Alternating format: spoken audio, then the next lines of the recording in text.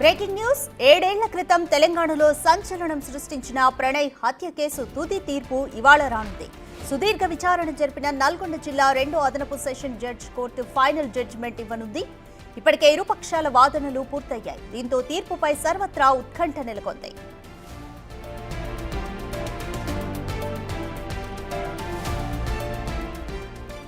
2018లో అమృత ప్రణయ్లు కులాంతర ప్రేమ వివాహం చేసుకున్నారు. అయితే కులాంతర ప్రేమ వివాహం ఇష్టం లేని అమృత తండ్రి మారుతీరావు సుపారీ గ్యాంగ్తో ప్రణయ్ను 2018 సెప్టెంబర్ 14న మిర్యాలగూడలో హత్య చేయించారు. ఈ హత్య అప్పట్లో తెలుగు రాష్ట్రాల్లో సంచలనంగా మారింది.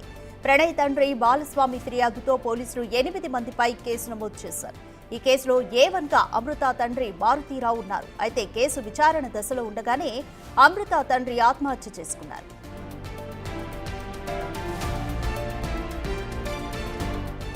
పోలీసులు అన్ని కోణాల్లో విచారణ పూర్తి చేసి 2019 జూన్ 12న కోర్టులో 1600 పేజీల ఛార్జ్ షీట్ దాఖలు చేశారు.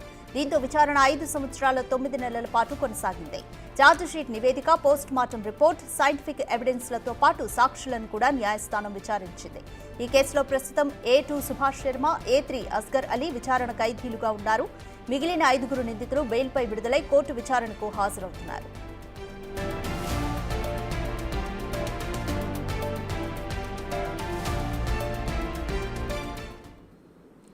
మోర్ డీటెయిల్స్ మా ప్రతినిధి రమేష్ అందిస్తారు. రైట్ రమేష్, అమృత ప్రణయ్ హత్య కేసుకు సంబంధించి ఇరుపక్షాల వాదనలు కూడా పూర్తయ్యాయి. ఏమని వాదనలు వినిపించారు? అయితే ఇప్పుడు ఈ కేసులో A1 కూడా బ్రతికిలేరు కాబట్టి ఎలాంటి వాదనలు వినిపించారు?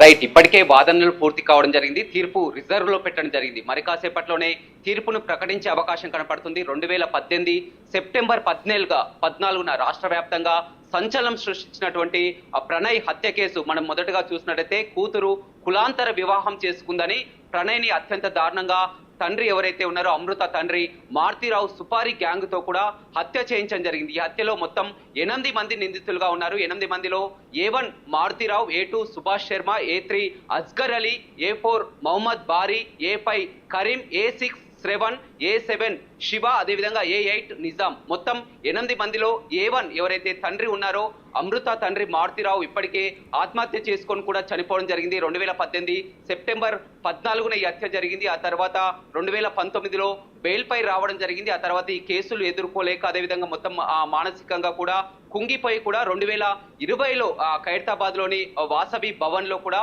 మారుతీరావు ఆత్మహత్య చేసుకోవడం జరిగింది. ఇప్పుడు మొత్తం కూడా ఒక A2, A3 మినహా మిగతా వాళ్ళంతా కూడా బెయిల్ పైనే ఉన్నారు. A2 సుభాష్ శర్మ అతను బీహార్ కు చెందినటువంటి వ్యక్తి. అదేవిధంగా A3 అస్గర్ అలీ ఇతను మొత్తం కూడా గతంలో గుజరాత్ మాజీ హోంమంత్రి అరుణ్ పాండ్యన్ హత్య కేసులో కూడా ఆ సబర్మతి జైల్లో ఉన్న జరిగింది. ఆ సబర్మతి జైలు నుంచి ఇప్పటికే నల్గొండ జైలుకు కూడా తీసుకురావడం జరిగింది. సుభాష్ శర్మని అదేవిధంగా సబర్మతి జైల్లో ఉన్నటువంటి అస్గర్ అలీని ఇద్దరితో పాటు కూడా బెయిల్ పై ఉన్నటువంటి కరీం, శ్రవణ్, శివ, నిజాం వీరంతా కూడా మరి కాసేపట్లో కూడా కోర్టు ముందు హాజరయ్యే అవకాశం కనపడుతుంది. మొత్తం 2018 నుంచి ఇప్పటి వరకు అంటే దాదాపు 6 సంవత్సరాల పైగా కూడా ఆ కేసు నడిచింది. మొత్తం 1600 పేజీల ఛార్జ్ షీట్ కూడా గతంలో ఎస్పీగా ఉన్నటువంటి ఈ కేసు పరిశీలించినటువంటి SP రంగనాథ్ 1600 పేజీల ఛార్జ్ షీట్ దాఖలు చేయడం జరిగింది. మొత్తం 102 మంది సాక్షులకు గాను 72 మంది సాక్షులను కూడా ఇప్పటికే విచారించడం జరిగింది. పూర్తిగా సైంటిఫిక్ అదేవిధంగా టెక్నికల్ పోస్ట్ మార్టం నివేదిక ఆధారంగా కూడా అన్ని ఆ సాక్ష్యాలను కూడా కోర్టుకు సమర్పించడం జరిగింది. ఇక తుది తీర్పై ప్రతి ఒక్కరు కూడా ఎంతో టెన్షన్ గా ఎదురు చూస్తున్నటువంటి పరిస్థితి కనిపిస్తుంది. ఎందుకంటే ప్రణయ్ తండ్రి బాలస్వామి ఎవరైతే ఉన్నారో ప్రణయ్ తండ్రి బాలస్వామి తన కుమార్ని అత్యంత దారుణంగా పరుహత్యతో కేవలం కులాంతర వివాహం చేసుకున్నారని కూడా ఆ కక్ష కట్టి కూడా హతమార్చారని కూడా మొదటి నుంచి న్యాయ పోరాటం చేస్తున్నటువంటి పరిస్థితి కనిపిస్తుంది. ఈ తీర్పు కోసం మొత్తం కూడా ఎంతో టెన్షన్ గా ఎదురు చూస్తున్నారు. ఎందుకంటే రాష్ట్ర వ్యాప్తంగా కూడా ఒక సంచలనం అని చెప్పవచ్చు. ఎందుకంటే ఒక పరుహత్య కేసులో ఒక కులాంతర వివాహం చేసుకున్న అక్కస్తో పరుహత్య జరిగింది. ఈ పరుహత్య కేసులో కోర్టు ఎలాంటి తీర్పు ఇస్తుందో కూడా ప్రతి ఒక్కరూ ఎంతో ఎదురు చూసినటువంటి పరిస్థితి కనిపిస్తుంది. ఆ రోజు జరిగినటువంటి పరిణామాన్ని మనం ఒకసారి చూసినట్లయితే 2018 సెప్టెంబర్ 14న 2018లోనే మిర్యాలగూడకు చెందినటువంటి అమృత అదే ప్రాంతానికి చెందినటువంటి ప్రణయ్ని వీళ్ళిద్దరూ కూడా స్కూల్ నుంచి కూడా వీళ్ళిద్దరు స్నేహితులు. ఆ తర్వాత 2018లో వీరు ప్రేమ వివాహం చేసుకున్నారు. పెళ్ళైన 9 నెలలకి పెళ్ళైన 9 నెలలకి ఆమె 5 నెలల ప్రెగ్నెంట్ గా ఉంది. ఆ తర్వాత హెల్త్ చెకప్ కోసం కూడా అక్కడ ఉన్నటువంటి ప్రైవేటు ఆసుపత్రి కూడా హెల్త్ చెకప్ కోసం భర్తతో కలిసి కూడా అక్కడికి రావడం జరిగింది. ఆ చెకప్ చేసుకొని తిరిగి వెళ్తున్నటువంటి సమయంలోనే ఆసుపత్రి ఆవరణలోనే ఒక్కసారిగా ఈ గ్యాంగ్ అంతా వచ్చి కూడా గొంతు కోసి కత్తులతో కూడా అక్కడే హతమార్చి చంపడం జరిగింది. మొత్తం మీద ఇందులో ప్రధానమైనటువంటి సూత్రధారి ఎవరైతే ఉన్నారో మారుతీరావు ఒక సుపారీ గ్యాంగ్ తో కూడా హత్య చేయించారని కూడా ఇప్పటికే మొత్తం అన్ని విషయాలు కూడా వెల్లడించడం జరిగింది.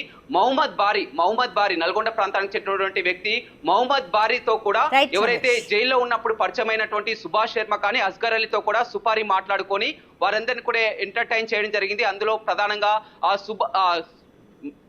అస్గర్ అలీ మొదటగా అటాక్ చేసి సుభాష్ శర్మ అస్గర్ అలీ కూడా ప్రధాన పాత్రలో ఉన్నారు. వీరిద్దరు కూడా ప్రస్తుతం జైల్లో ఉన్నారు. ఇప్పుడు నిందితులకు ఏ శిక్ష పడుతుంది అనేది మరి కాసేపట్లోనే వెల్లడించే అవకాశం అయితే ఉంది. Radhika, thank you Ramesh.